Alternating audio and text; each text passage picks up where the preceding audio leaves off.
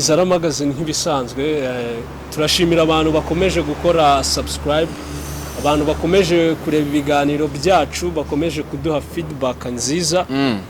Ni byiza, biradushimisha kandi bidutera imbaraga. Nimba uri kureba iki kiganiro utarakora subscribe, nicyo kintu cyihutirwa kugira ngo ibiganiro byacu bikugereho umunsi ku munsi kandi ube mu bambere. Mwibutsa ko kuri www.zaramagazine.com niho hantu uri bukura amakuru agezweho mu mikino ndetse n'imyidagaduro. By'umwihariko twibanda ku myidagaduro cyane, ariko burya imyidagaduro ijyana n'imikino, hakazamo n'ubukungu ndetse n'umuco, cyane cyane ko nabyo ari ibintu tutasiga ku ruhande. Ikindi ni kiteo ikindi tugezaho abantu kuri zaramagazine.com. Oya, ikindi twasaba abakunzi bacu nibaduhe ibitekerezo muri comment. Ntabwo ari icyo gusa, nibasome kubera yuko umuhanga kera biyitaga abahanga ariko ntabwo bakiri bo. Aravuga ngo ushaka guhisha umunyafurika umuhisha mu nyandiko mu bitabo. So ntekereza yuko rero zaramagazine.com by'umwihariko icyo yaziye ni ukugira ngo itange umusanzu mu iterambere ry'abantu, kandi biba binoroshye rese ko no kuri telefone yawe umenye ikigezweho. N'ubu uri muri bisi, fata agatelefone kawe usome. Niba uri mu rugo, fata agatelefone kawe usome, kugira ngo nawe ubashe kuba kwisonga mu basobanutse mu Rwagasabo. Tujya tubibabwira buri munsi, kuko akenshi n'ibiganiro dukora aha ngaha nk'ama exclusive interview akenshi tubishyira no kuri zaramagazine.com. Ushobora kuba udafite umwanya wo kumva ariko ufite umwanya wo gusoma, ukahita ujya kuri Zara Magazine ugasoma ikiganiro twagiranye n'umustar runaka. Naho ubundi kuri Zara Magazine TV ho duha igitekerezo, ukore subscribe, urangiza kandi ikiganiro kirebe ukirangize, kubera ko nibwo uri bwumve content neza, nibwo uri bwumve ibintu twaganiyeho, nibwo uri bwumve umusanzu wa nyawo dushaka guhereza societe nyarwanda. Nawe ubona uhere duhereza igitekerezo. Buriya hari umuntu ujyaho yakumva nk'umunota umwe akaba arasimbutse agiye ku kindi kiganiro. Yego, byose ni ibyacu, ariko icyo dushaka ntabwo ari uko ubireba byose. Icyo dushaka ni uko wumva content twaguhaye ukaduha igitekerezo, tugafatanya nawe kubaka u Rwanda twifuza cyane. Ikindi rega abantu mwifuza no kwamamaza ibikorwa byanyu, iyi ni platform nziza yagufasha kugeza ibikorwa byawe ku banyarwanda, yaba abatuye mu Rwanda ndetse n'abatuye hanze. Haba ku kwamamariza kuri zaramagazine.com ndetse no ku kwamamariza kuri Zara Magazine TV. Ibyo byose ni ibintu bishobora kugufasha kugeza ibikorwa byawe ku bantu benshi. Ikindi kandi nyine turumvikana, ntago duhenda. Nimba ufite n'impano kandi ngwino tugufashe uzamura impano yawe, uzamura urwego runaka, ugere ku nzozi warose kuva kera. Niba uri umuhanzi, niba uri umusinayiste, niba uri umufashion designer, niba uri rwiyemezamirimo, icyo waba ufite cyose wumva wageza ku banyarwanda kikagira transformation kizana, ngwino tuguhaye ikaze. Turakwemeza yuko tuzagerageza dufatanye nawe promotion iyo ari yo yose uyibone. Nkuko yarabivuze, tuzumvikana nawe kubera yuko kandi tuzahuza, kuko turagukeneye nawe uradukeneye. Yego, twinjiye muri Love Talk, aho tuba tugenda tugaruka ku bintu bitandukanye biba mu rukundo, ku ngingo zitandukanye ziba mu rukundo. Uyu munsi tugiye kuganira ku rukundo n'imyaka. Imyaka ya age. Okay. Imyaka nyine y'ubukure. Ariko nk'abantu bari kureba aho ngaho imbere kuri graphique hari bari kubona ngo urukundo n'imyaka, ni imyaka y'ubukure. Ntabwo ari imyaka bahinga cyangwa se ni imyaka y'ubukure. Tugiye kuganira ku rukundo n'imyaka. Ibintu bitera confusion akenshi mu bantu. Ni umuntu ufite ingahe, imyaka ingahe ukwiye gukundana n'umuntu ufite imyaka ingahe? Ni umukobwa ufite imyaka ingahe ukwiye gukundana n'umuhungu ufite imyaka? Ese ni uruhe rukundo ruri valid?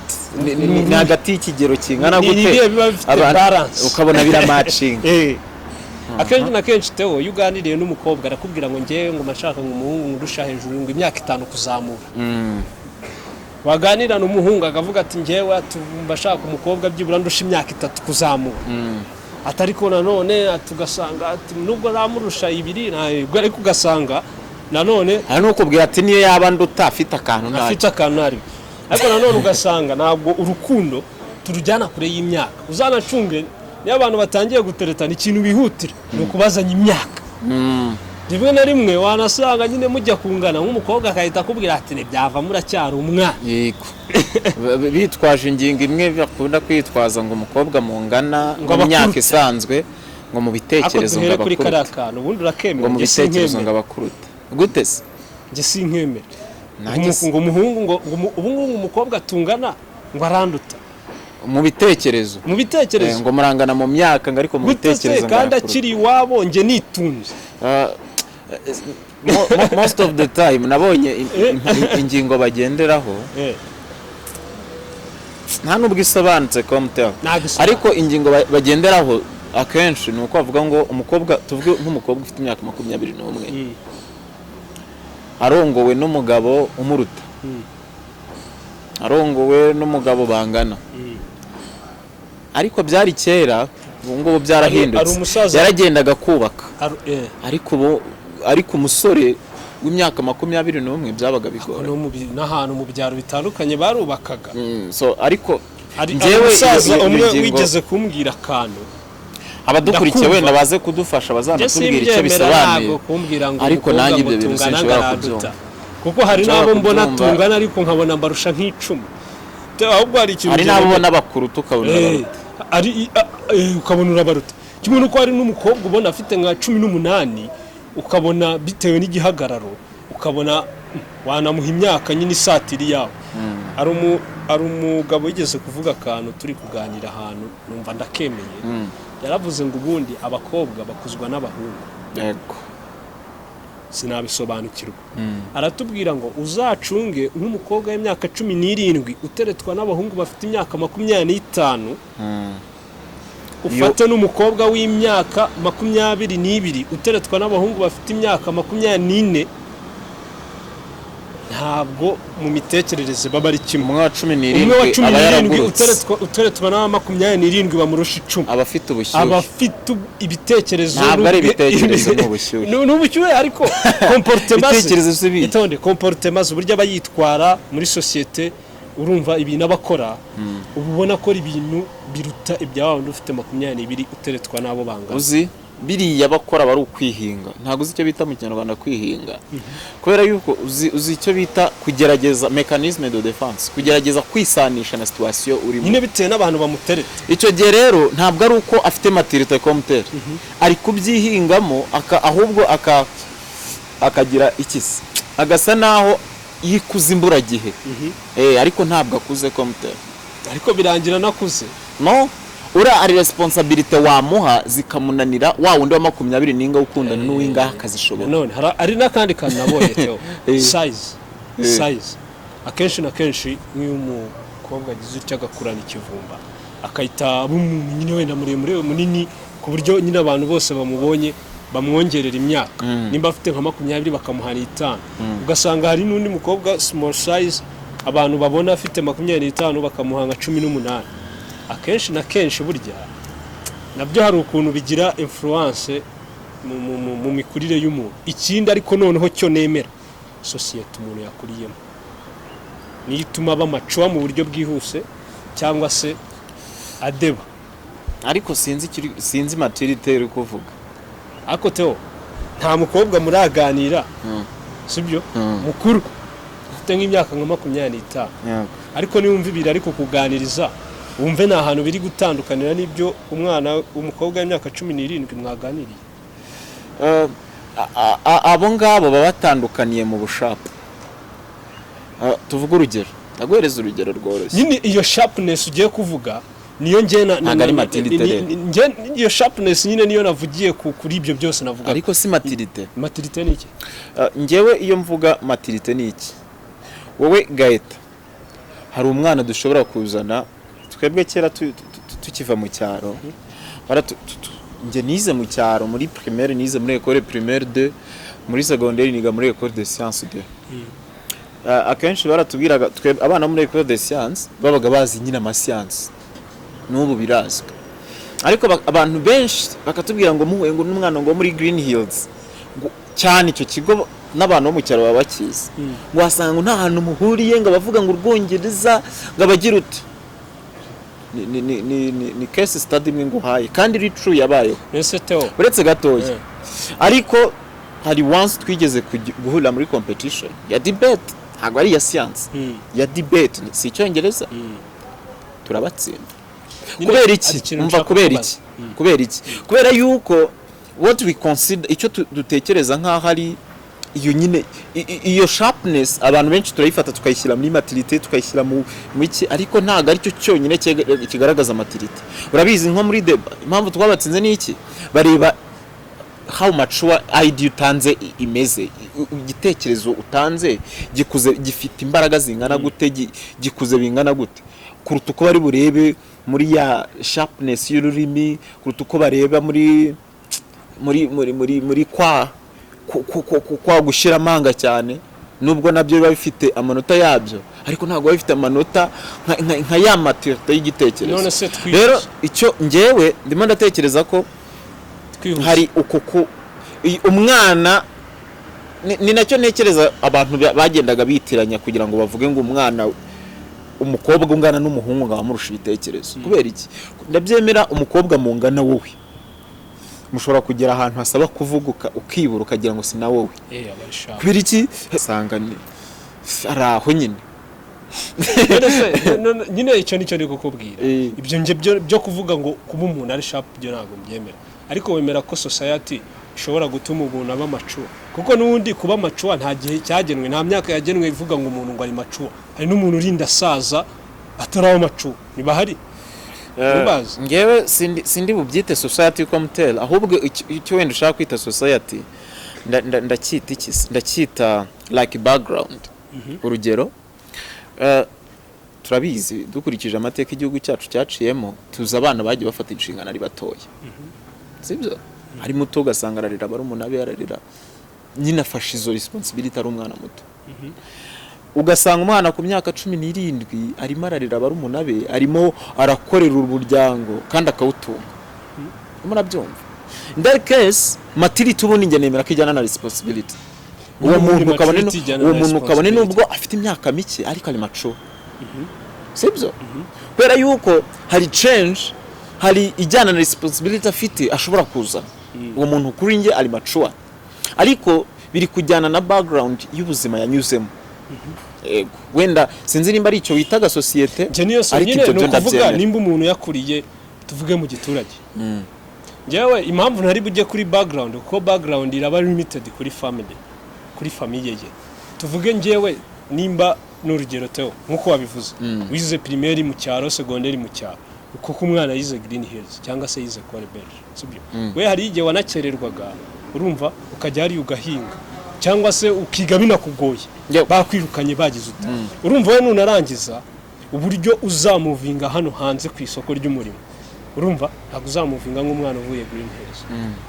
biratandukanye icyo rero nicyo ni society ntabwo nashatse kuba limite kuri famille cyangwa ku mateka y'umuntu ahubwo none nkaho ngo ndi uzaburi mature of course ni wowe kuko uyu munsi sibyo uyu munsi hari umwana ushobora gufata ukamwicaza ukamubwira ngo furira ino panaro bikamunanira kandi akuze munangana urumva mungana akabati rwose babara sinabishobora noneho rero ingingo yacu y'uyu munsi ibyo byose kandi wamujyana ahantu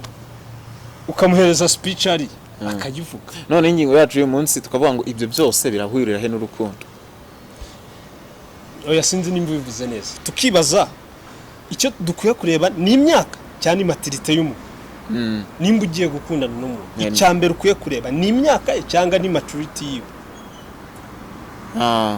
niyo mpamvu twanatinze ku kintu cya maturité n'imyaka n'ibiki byose mu rukundo ubundi twagakwiye gufokasinga ku myaka cyangwa twagakwiye gufokasinga kuri maturité nimba umuntu ari ready gutekinga responsibility njyewe icyo ntekereza kuri jyewe ntekereza ko icyo twakabaye tureba ni ukureba ngo ese uyu muntu ari ready gutekinga responsibility at what extent is she or he responsible noneho kugira ngo tubijyanirane ndashaka ko tubijyanirana n'icyo kintu ubundi ni igisebo kuba umuhungu yashaka umugore umuruta iki mu myaka no kuri jyewe ni no ntago ari igisebo Nese ni igisebo kuba umukobwa yashakana n'umugabo bangana cyangwa umurusha umwaka umwe? No, ntabwo ari igisebo rwose. Okay, noneho ubu twinjire mu ngingo. Noneho tumaze kubona ko nta role nimwe imyaka ijuwa mu rukundo. Kuri njyewe nanjye turi kumwe. Okay. Turi kumwe. Mbyumva nkawe kandi mbyemera nkawe. Sibyo? Ariko noneho ahantu wenda sinzi wenda nimba naho turi bujyane cyangwa se aho turi buze gutandukanira. Njyewe nemera ko imyaka nta role ijuwa. Ariko tugendeye kuri ya maturity y'umuntu. Maturity y'umuntu. Ayo irajuwa. Ati gute? Njyewe n'urugero tuvuge mfite imyaka 30. Sibyo? Natangiye gutereta mfite nk'imyaka nka 18. Sibyo? Nateretanye n'abakobwa benshi, narasohotse tubyiniro natugiyemo, narasohotse utubari natugiyemo, naratendetse abakobwa, naryamanye nabo, nakoze ibintu bibaho byose umusore nyine ibibi ibyiza umusore acamo byose nabinyuzemo. Sibyo? Mu myaka yanjye 30 misentereta umukobwa w'imyaka 20. Ukirangiza secondaire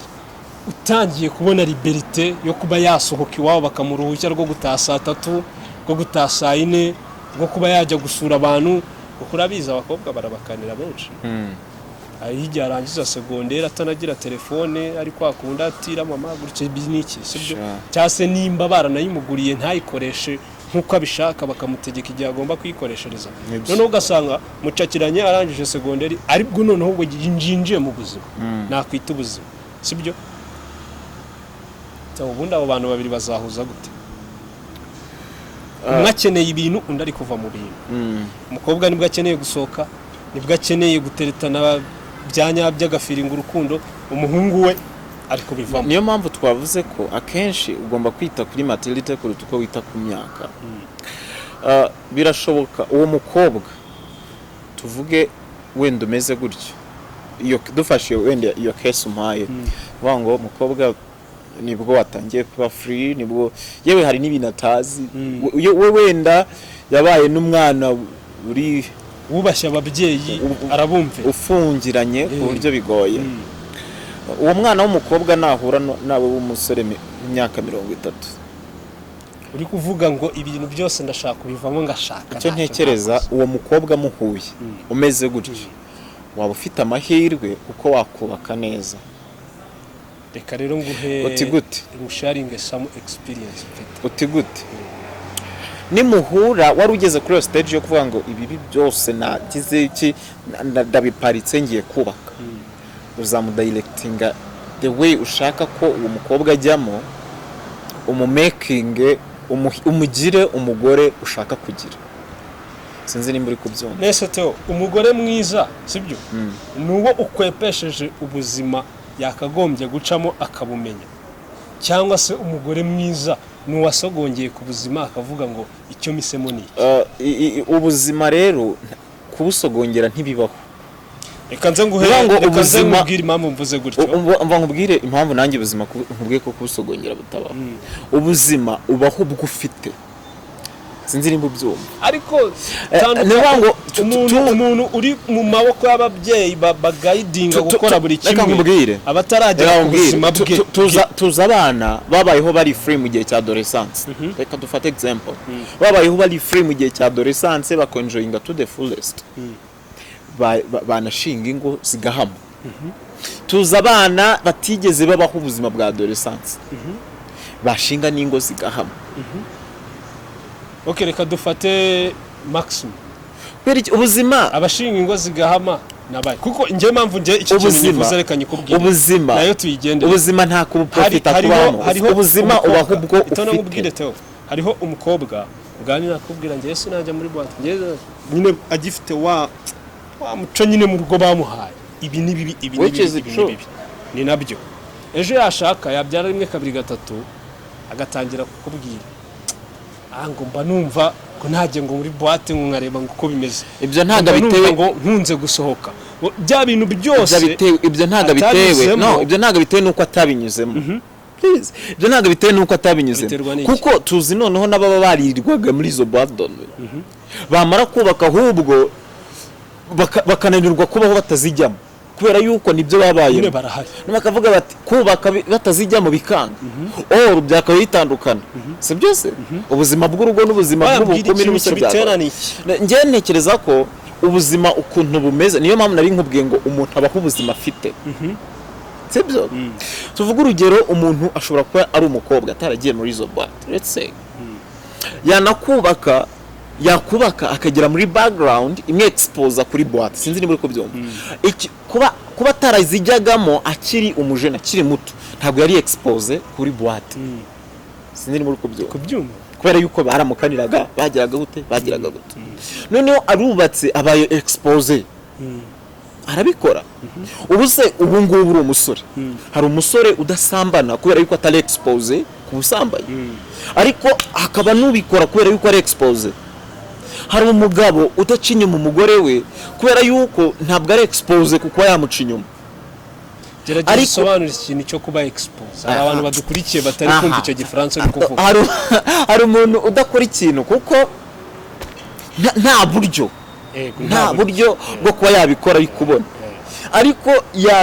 yabona uburyo gato agahita akora cya kintu none se tawo nimba umwana aturutse mu rugo gutyo tukamenyana njye nisohokera ariko ndi kubivamo ndi kuvuga ibintu byo gusohoka ndabihaza ibintu by'ikindi bihaza urumva se atabonye uburyo bwo kubikora ahuye n'umuntu ubikora no kuba abonye umuntu ubikora ariko ntago abimujyanyemo kubera yuko wowe uri murabisohokamo nimba uri kubisohokamo ntabwo uri bujyane wa muntu uri kubishyiramo keretse n'ubu ushaka umugore uzaba wakira ibyo bintu sibyo niba ushaka umugore uzaba wakira ibyo bintu nibwo uwo muntu wawe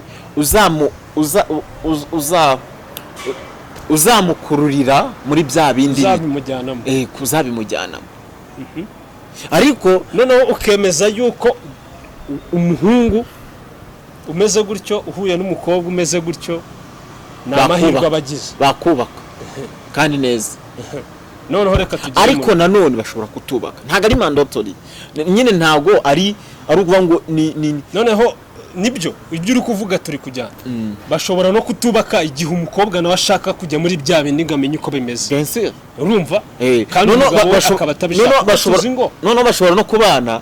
baba bamaze kubana wa mugabo wari uvuze ngo ibintu ngiye kubivamo kubera yuko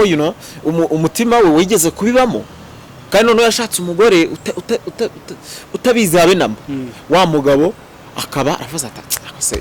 nkumbuye no kujya muri massage nkumbuye kujya muri boîte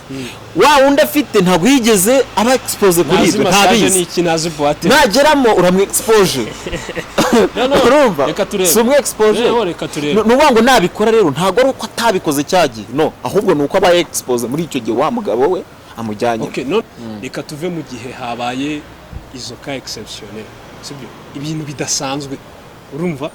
wenda nk'abantu bagahura ugasanga bararutanwa imyaka myinshi ariko bahise bahuza reka noneho tujye mu biri nomo ibyo tubona kenshi cyane uko mpamya neza njye ibyo mbona kenshi cyane ntibahuza uzasanga umwe ari kuza nacana telenovela kuri televiziyo ibyo bintu muhamureba n'ibiki shyiramo amakuru nirebere usange ariko abadahuza uvuga ni iyihe range y'imyaka kuko icyo nacyo nicyo twafite nk'ikibazo tugomba gukemura njyewe imyaka sindi kuyireba ndi kureba maturite kuko njyewe nshobora no kuba nkurusha imyaka 5 ariko bitewe n'ibyo nanyuzemo mushobora no kuba mungana dushobora no kuba tungana ariko bitewe n'ibyo nanyuzemo n'ibyo yewe wanyuzemo hakaba hari nk'ibintu ukora nkabona ni ibintu by'abana ubundi ahantu abantu mvuga ngo ntibahuje ni igihe umwe umugore cyangwa umugabo akora ibintu undi akabona ni ibintu by'abana sibyo nimba wenda tugiye ahantu ukavuga ngo ke ndashaka wenda kwirira wenda ice cream umugore akatubwira ati ariko nawe ice cream uzabana urazishaka iki sibyo kandi wenda yakuriye hepfo iyo ngiyo mu gishanga ahantu ntazi nta nubwo azi ice cream icyo ari cyayimenyeje wundi ageze i Kigali araduharaye arashaka kuyenjoyinga rero kubera ko wakuriye i Kigali ice cream uyibona buri munsi uyishyira abantu bereye tonto nawe warayiriye uri umwana yakubwira ngo ice cream ukahita uvuga ati no ibyo ni ibintu by'abana none icyo ni ikibazo cya maturity cyangwa ni ikibazo cya mutual understanding cyo kuba like abantu kuko ntekeze yuko na mbere yo gushakana mbere y'iyo maturity umwibutse twavuze yuko ikintu cya maturity kijyana na background y'umuntu yego n'ibintu umuntu yanyuzemo nta hantu gihuriye n'imyaka nubwo abantu akenshi dukunze kurilayinga ku myaka nyine nge ntekereza icyo najyaga kuvuga ni iki ngiki ngiye kuvuga ko mbere yo kubaka mbere yo kubaka ntekereza ko utudetaye nk'utwo ngutwo ari utuntu abantu bakabi baganiraho kurusha uko bita ku myaka kuko ngenda biza nawe urabizi uri umusore uri umugabo ni papa mugabo anyway Theo yaribarutse ejo bundi muzana igikoma turi hafi kujya guhemba kasi turi hafi kujya guhemba Theo yibarutse umuhungu afite imfura ubu ni papa mugabo ewana mumuhe congratulation muri comment umuvandimwe twicaranye ahangaha nanjye ariko mu minsi iri imbere ndi kubitekerezaho uburyo nshobora guhindura icyiciro cy'ubudehe ntago ari vuba nkava mu ngaragu nkajya ntago ari vuba pe uzabigeraho umusore wanjye nawe ari hafi oya ntago ari kera kuko nubwo uyu munsi nta muntu ufite ariko ndi gutereta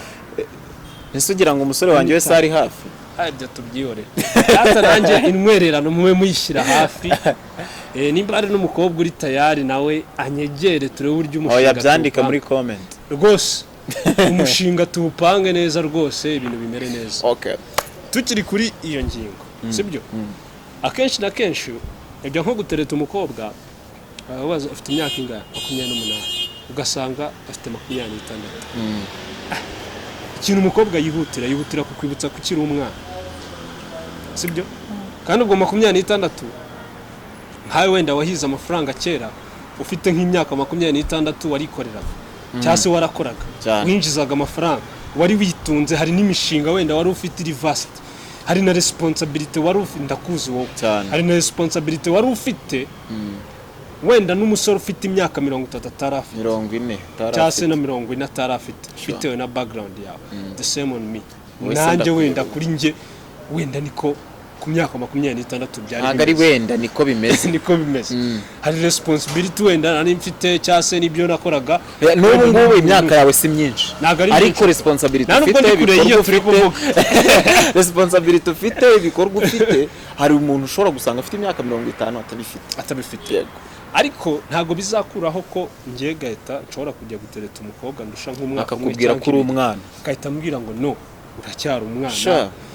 turangana nyine akahita yumva ko kuruta bitewe n'imyaka mikeya akumva ko mu bitekereza kuruta ahubwo bikarenga akajya gutereta nawe na 35 kandi w'umwana wenda ukiri iwabo kandi w'umwana utaragira responsibility iyo ari yo yose afata mu buzima bwe sibyo ariko kuko amurusha imyaka 7 cyangwa 10 akavuga ati uyu nguyu niwe turi muri range imwe niwe byahura ibyo bibaho buri munsi n'abakobwa mu buzima bwacu bwa buri munsi barabizi buri munsi bibaho umukobwa rwose wavuga n'ikintu kiri seri agashaka kuhita kiminimiza ngo akigire icy'umuntu w'umwana wavuga ati ngiye gukora iki akumva yuko utagishobora urumva kubera imyaka ariko gahita nibaza reka ngusabe ikintu nka boss iyi ngingo ubutaha twazayigarukaho twatumiye n'umukobwa oya tugomba kumushaka niba hari umukobwa ubishaka n'ukuri kuko iki kintu no specifically abantu cya affecting n'abakobwa cyane nibo cyane ari nk'umukobwa ureba ukabona ugasanga umukobwa situbizi yuko uko umuntu asaza niko asubira bwana ugasanga umukobwa ari proud yo kuba yarongorwa n'umusaza w'imyaka 70 uri gusubira bwana kuruta uko yarongorwa n'umusore w'imyaka 30 ibintu uri kuvuga 20 so rero hari ibintu dushobora twebwe kuvuga ngo biterwa n'ibi ariko ku rundi ruhande ari ukuntu babitekereza dushaka ukuntu twazabatumira oya reka iyi turayifata nka part 1 ni part 1 tuzakora part 2 y'iki kiganiro y'urukundo n'imyaka turi kumwe n'umuntu w'umukobwa atubwire njya mbona hari abakunda gukomentinga ku bintu tubagezaho umuntu uzakurikira iki kiganiro akumva hari umusanzu yatanga turamwinginza azaza yego kuko turashaka kuzakora n'umuntu wakurikiye iki kiganiro wagikurikiye wakirebye cyose nawe azaze muri part 2 atubwire uko bimeze ariko se natwe reka dushyireho agakeregeshwa kacu mbere y'uko dufata iyo version y'abakobwa babikora batekereza iki, babumva bimeze ute, itandukaniro n'iri ubundi wa mungani kuko hari n'abahungu babikora bushize twumvishe muka perezida nura musore hari n'abasore babikora agashaka nk'umuntu umurusha nk'imyaka nka 20 ariko nabo byarangiye neza nta kibazo kirimo ariko nta kirimo ariko nanone biriya byo biba bikabije birempactinga burya imyaka 5-10 sava ariko umuntu ukubyaye umuntu n'abana be bakuruta ngo ugiye kumugira umugore wawe hari extent bitumvikana